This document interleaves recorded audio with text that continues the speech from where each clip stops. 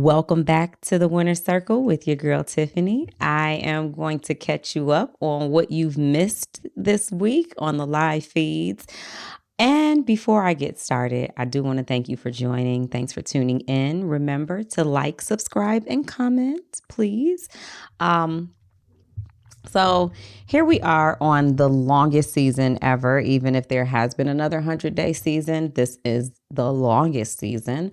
And so we are with Bowie Jane HOH, which she stumbled upon it by mistake because neither her or Felicia could do a multiplication, division, subtraction, addition problem but she won. And she nominated Sari and Felicia.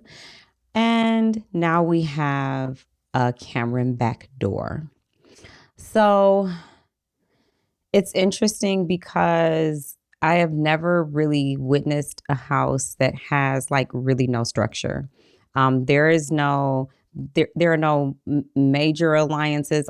It's like a spider web house of alliances. Everybody's in an alliance with everyone. And now, because no one really trusts anyone, especially after that have not explosion between Jared and Corey, now no one is even naming their alliances anymore. Just I don't want to name it. It's me, you, and you. And then that we know that, and that's it.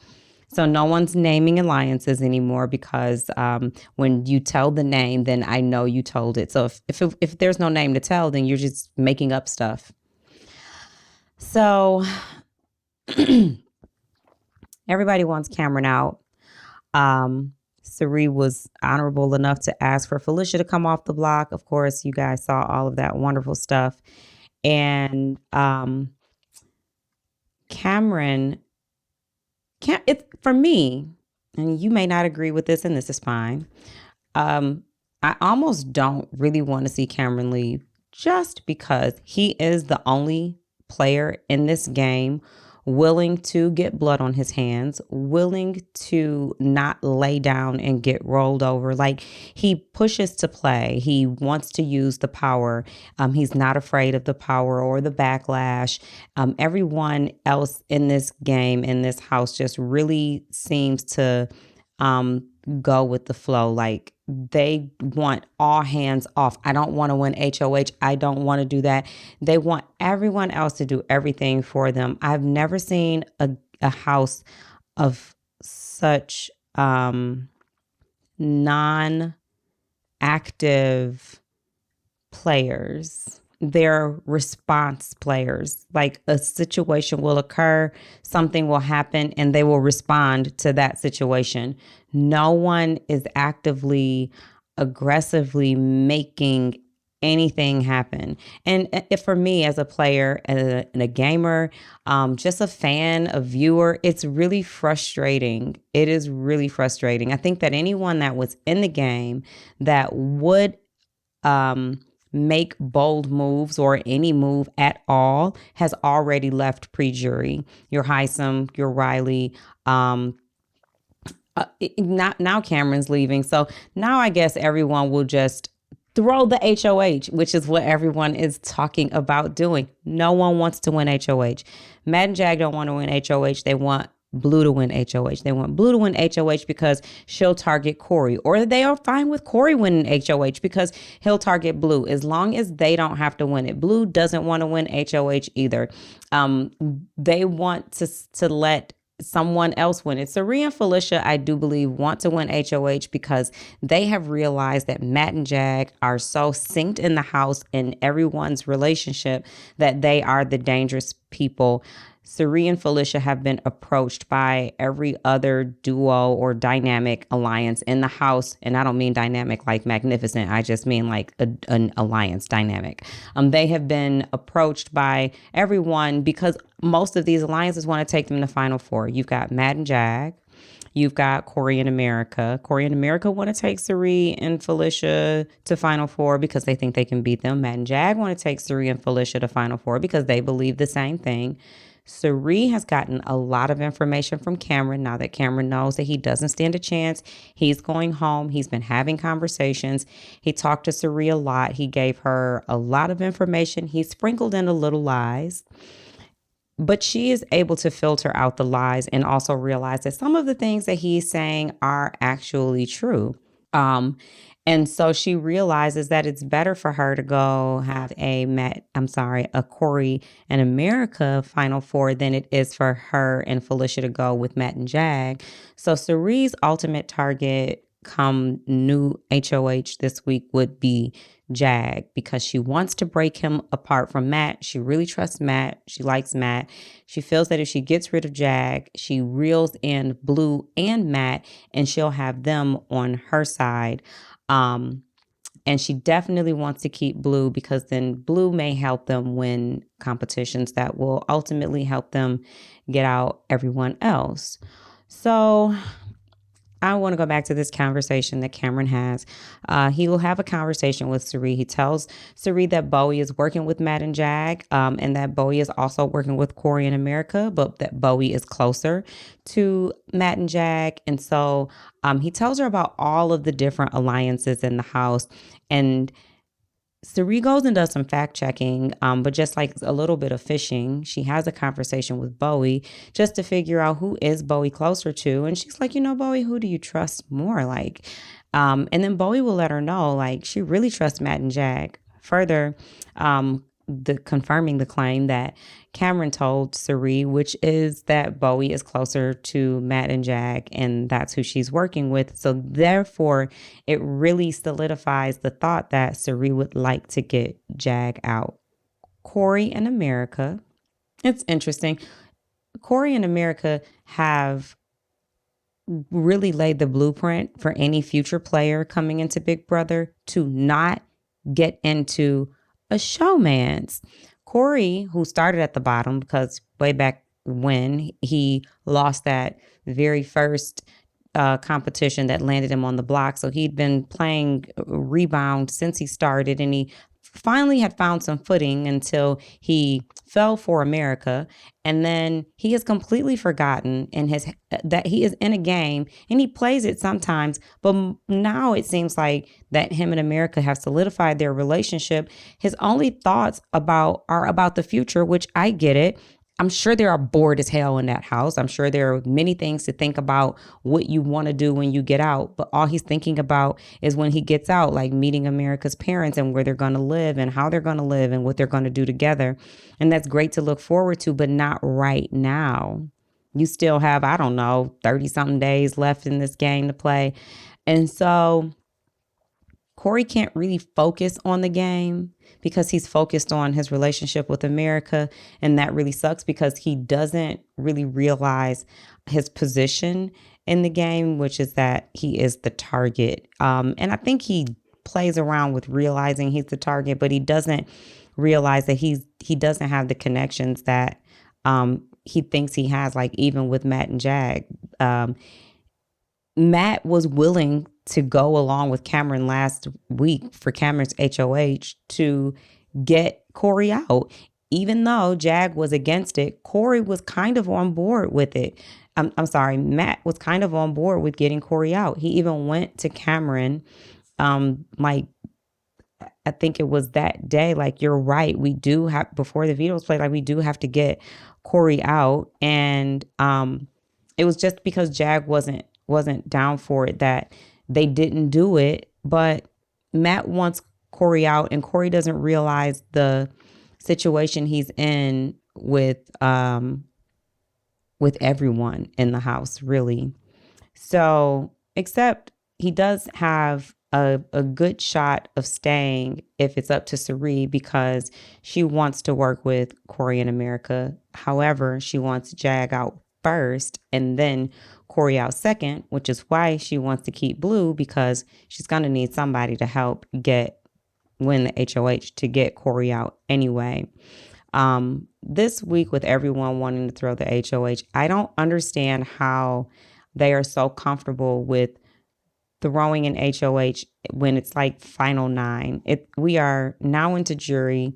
There is no major alliance structure for anyone to feel protected. So the throwing the HOH is completely asinine to me. This is the the house of what is it called? I actually had a name for them.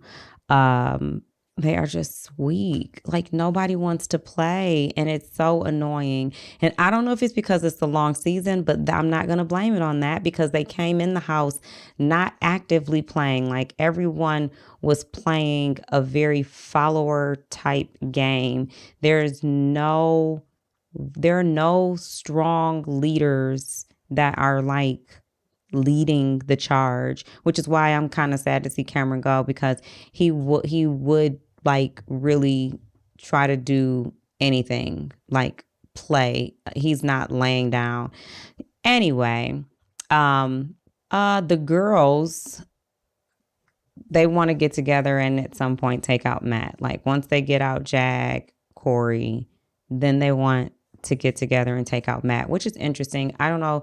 Felicia wants all the girls to stick together. And I kind of can understand that because I'd rather go against if I'm Felicia, if I'm Sari, if I'm Tiffany, Monique Mitchell, I'd want to go against the girls and not Matt, Jag, or Corey, who are the only people winning these competitions. I'd want to get the guys out too, but you do have to be strategic in your order of eviction because you have to have someone who can win something, and you kind of need to know what competition you need to win, like which HOH is coming up that you are capable of winning to get the person out, like the last guy. It can't be slip and slide. It needs to be a booth. It needs to be something that you are confident in. It can't be something physical. So it's interesting. The girls want to get together. They think they are going to get together to take Matt out, but Sari and Felicia don't have Bowie. And so I guess at some point they figured that she'll work with them, but they know they don't have her right now. And maybe getting rid of Jag will bring Matt and Bowie closer into Sari and Felicia's circle. So after Cam talks to Sari, Cam talks to Blue. And he asks Blue about Matt and Jag, and he tries to get her to work with Corey in America. But Blue is completely convinced that Matt and Jag have her back. And Cameron does not do a good job of like specifically relaying details that are facts that would land with Blue. Like Cameron tells Blue everything about Matt and Jag, just trying to get her to realize that they're not so with her as she thinks that they are. In return, Blue goes to Matt and Jag.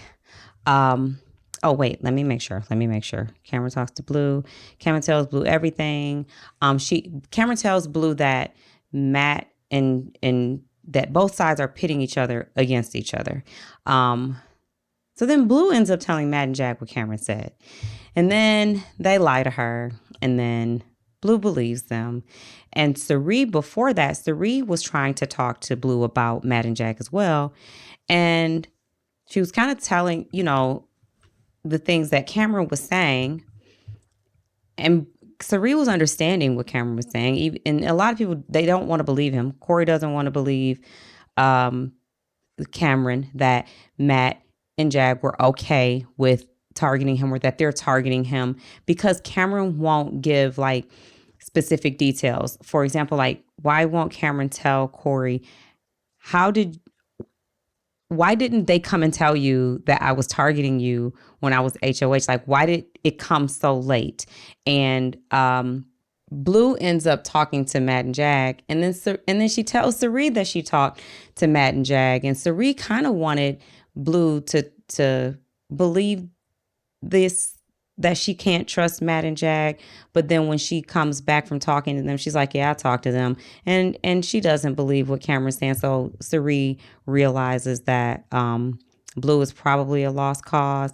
She tells Sari how she's been working with Matt and Jag from the beginning and that she trusts them. So now Matt and Jag know that they can play Blue and they know how to play Blue because everything that she was saying to them they know it's true, and they're like, no, that's not true. That's not true. We weren't coming after Corey, or whatever. We're not doing whatever Cameron said that we're doing. And that is exactly where Blue wants to be with Matt and Jag. For whatever reason, Corey and America don't believe that Matt and Jag are coming after them. And it's interesting because if Cameron wants Blue to believe what he's saying, he has facts like how Blue was the last to know about the Jared backdoor. And if Matt was really working with you, Blue, then why didn't he use the veto to save you? Blue was the last person to know about Mimi going home. And I don't know if like Cameron is trying to save all of this information for himself, but it's like, that this is it. He's saying, I'm not going to campaign because I know I'm going home. Here's what I have. And then he's like, but if you save me though, if you keep me, then I'll go after them next week. And so then they're like, oh, it kind of diminishes the effect of the facts that he was giving them if they did believe him even a little bit, because he's like, well, I'm not campaigning and I'm giving you information. I'm like, okay, good. So then you're just talking to us because you're going home. Then at the end, it's like, but if you keep me, I'll go after them. So it's like, well, was it true or was it a campaign? Because everyone wants to take Cirie and Felicia to Final Four, at least Final Five, it really does put them in a pretty good spot because everyone thinks that they can beat them. It's just a matter now of Cirie and Felicia figuring out who they can keep around to help them win competitions to get these guys out, because Matt and Jag, and I hate that Matt and Jag are really like almost running the show because no one has made any decisions. They are just reacting to everything that is going on in the house. And Jag is really getting this like almost this mastermind edit a little bit. And there is no mastermind in this house. Not impressed. So as of right now, we have Cameron going to be the first juror. Unless they send Cirie out of here.